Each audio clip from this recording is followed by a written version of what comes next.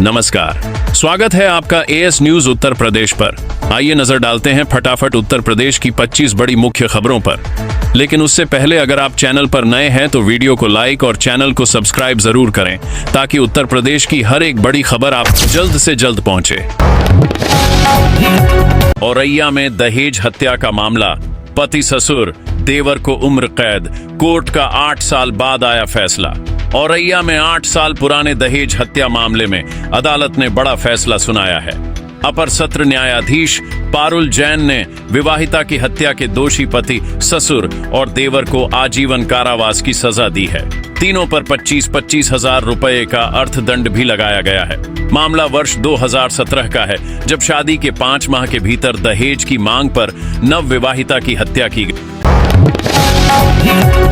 गलन भरी सर्दी ने छुड़ाई कंपकंपी, 28 तक कोहरे का ऑरेंज अलर्ट जारी। उत्तर प्रदेश में शीतलहर और घने कोहरे ने जनजीवन बेहाल कर दिया है। गलन भरी सर्दी से कंपकंपी छूट रही है और बीते 24 घंटे में कई जिलों से मौत की खबरें आई हैं। मौसम विभाग ने 27 और 28 दिसंबर तक कोहरा व शीतलहर का ऑरेंज अलर्ट जारी किया है। बहराइच में दिन सबसे ठंडा रहा, जबकि इटावा की रात सबसे सर्द दर्ज की गई।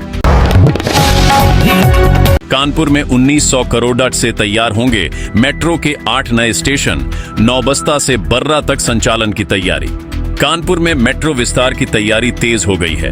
नौबस्ता से बर्रा तक नए रूट की योजना बनाई गई है, जिसकी लंबाई 5.9 किलोमीटर होगी और 8 नए स्टेशन बनेंगे। करीब 1900 करोड़ रुपए की डीपीआर तैयार कर यूपीएमआरसी को सौंपी गई है। कानपुर विकास प्राधिकरण और यूपीएमआरसी इसे योगी सरकार के सामने रखेंगे। यूपी में घरौनी कानून को मिलेगी मंजूरी।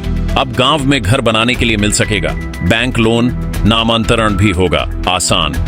उत्तर प्रदेश विधानसभा के शीतकालीन सत्र में योगी सरकार ने घरौनी कानून को मंजूरी की दिशा में बड़ा कदम बढ़ाया है। इसके लागू होने से गांवों में घर बनाने के लिए बैंक लोन आसान होगा और नामांतरण प्रक्रिया भी सरल बनेगी। यह कानून ग्रामीण संपत्ति विवाद खत्म कर आर्थिक सशक्तिकरण को बढ़ावा देगा। यूपी के इन जिलों में फ्लैट दुकान खरीदने का सुनहरा मौका, 25% तक की मिलेगी छूट। उत्तर प्रदेश में फ्लैट और दुकान खरीदने वालों के लिए सुनहरा मौका आया है। गोरखपुर विकास प्राधिकरण की योजनाओं में 110 से अधिक अलोकप्रिय संपत्तियां अब सीधे बिक्री के लिए होंगी। करीब 125 करोड़ रुपए की संपत्तियों पर 25% तक छूट मिलेगी। यूपी कैबिनेट के फैसले के बाद इन्हें पहले आओ पहले पाओ के आधार पर बेचा जाएगा। यूपी में पंचायत मतदाता सूची हो गई प्रकाशित, तुरंत शिकायतें भी शुरू। गोरखपुर में पंचायत चुनाव के लिए मतदाता सूची का प्रकाशन किया गया, जिसके साथ ही शिकायतें भी शुरू हो गई हैं। पुनरीक्षण अभियान में 3,93,000 मतदाताओं के नाम काटे गए। 24 से 30 दिसंबर तक आपत्ति दर्ज कराई जा सकती है।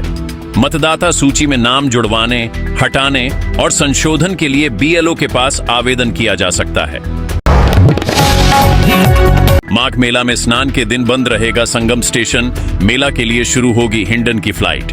प्रयागराज में माघ मेला के दौरान यात्रियों की सुविधा के लिए रेलवे ने विशेष व्यवस्था की है।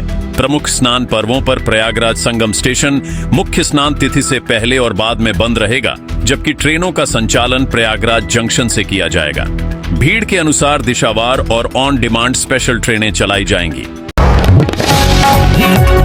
लालची लोगों से पुलिस परेशान, ऑनलाइन ठगी के पैसे वापस मिलते ही फिर फंसा ले रहे साइबर फ्रॉड। लालच में फंसे युवा साइबर ठगी से रकम वापस मिलने के बाद भी सबक नहीं ले रहे हैं। साइबर पुलिस के अनुसार कई युवक ऑनलाइन गेमिंग, सट्टा और फर्जी निवेश ऐप पर दोबारा पैसा लगा रहे हैं। शाहपुर के एक युवक की 3 बार और रुस्तमपुर के युवक की 2 बार रकम वापस कराई गई, लेकिन हर बार उन्होंने जोखिम भरे प्लेटफॉर्म पर दांव लगाया। यह बांग्लादेश नहीं, हिंदुस्तान है। फतेहपुर में गुस्साए बजरंग दल कार्यकर्ताओं ने तोड़ डाली मजार। उत्तर प्रदेश के फतेहपुर में बांग्लादेश में हिंदू युवक की हत्या के विरोध में बजरंग दल कार्यकर्ताओं ने एक पुरानी मजार में तोड़फोड़ की। हुसैनगंज थाना क्षेत्र के मवई गांव में 23 दिसंबर की शाम हुई घटना का वीडियो वायरल होने के बाद पुलिस ने कार्रवाई की। पुलिस ने मुख्य आरोपी नरेंद्र हिंदू को हिरासत में लेकर जांच शुरू कर दी है। यूपी में एसआईआर की प्रक्रिया पूरी होने में 2 दिन बाकी, अब तक नहीं किया तो कर लें ये काम। लखनऊ में उत्तर प्रदेश में मतदाता सूची के विशेष गहन पुनरीक्षण यानी SIR की प्रक्रिया तेज कर दी गई है। सभी जिलों में विशेष कैंप लगाकर BLO तैनात किए गए हैं। योगी आदित्यनाथ और पंकज चौधरी के आह्वान के बाद जनप्रतिनिधि भी जुटे हैं। गणना फॉर्म जमा करने की अंतिम तारीख 26 दिसंबर है।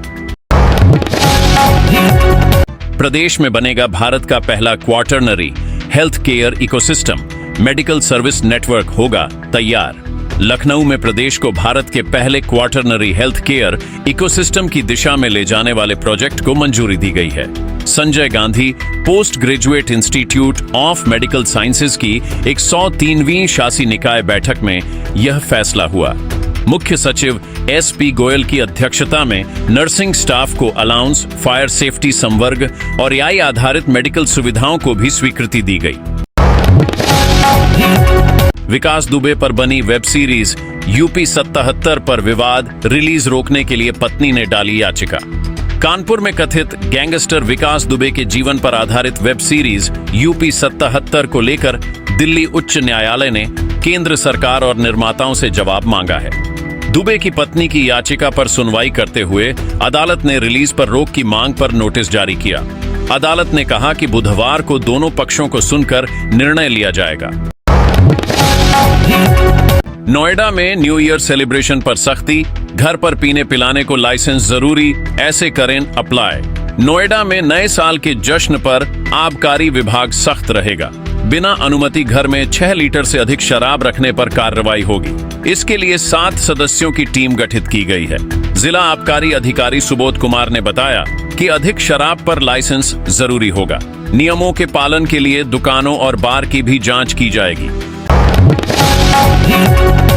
प्रियंका गांधी PM होती तो बोलकर फंसे इमरान मसूद, अब कह रहे राहुल गांधी हैं कांग्रेस के नेता। सहारनपुर में कांग्रेस सांसद इमरान मसूद प्रियंका गांधी को लेकर दिए बयान से घिर गए हैं। बयान पर विवाद बढ़ने के बाद उन्होंने सफाई देते हुए कहा कि प्रियंका गांधी वाड्रा समेत पूरी कांग्रेस राहुल गांधी को ही अपना नेता मानती है। इस पर भाजपा प्रवक्ता शहजाद पूनावाला ने तंज कसते हुए कहा कि इमरान मसूद को अब राहुल गांधी पर भरोसा नहीं रहा। विश्व हिंदू रक्षा परिषद ने लखनऊ में फूंका बांग्लादेश के राष्ट्रपति का पुतला, विरायत प्रदर्शन। लखनऊ में विश्व हिंदू रक्षा परिषद ने बांग्लादेश में हिंदुओं पर हो रही हिंसा के विरोध में राष्ट्रपति का पुतला फूंका।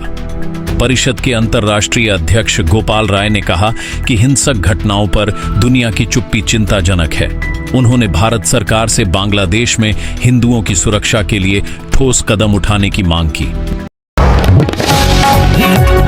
PM मोदी का लखनऊ दौरा, सुरक्षा में 18 कंपनी PAC, 5000 जवानों, NSG स्नाइपर्स और ATS ने संभाली कमान। प्रधानमंत्री नरेंद्र मोदी के लखनऊ दौरे को लेकर राजधानी पूरी तरह छावनी में तब्दील कर दी गई है। राष्ट्र प्रेरणा स्थल कार्यक्रम के लिए पुलिस ने सुरक्षा ब्लूप्रिंट लागू किया है। एयरपोर्ट से बसंत कुंज तक कड़ी निगरानी है। करीब 5000 जवान, 18 कंपनी PAC, NSG स्नाइपर्स और ATS तैनात हैं। जमीन से आसमान तक 24 घंटे निगरानी की जा रही है।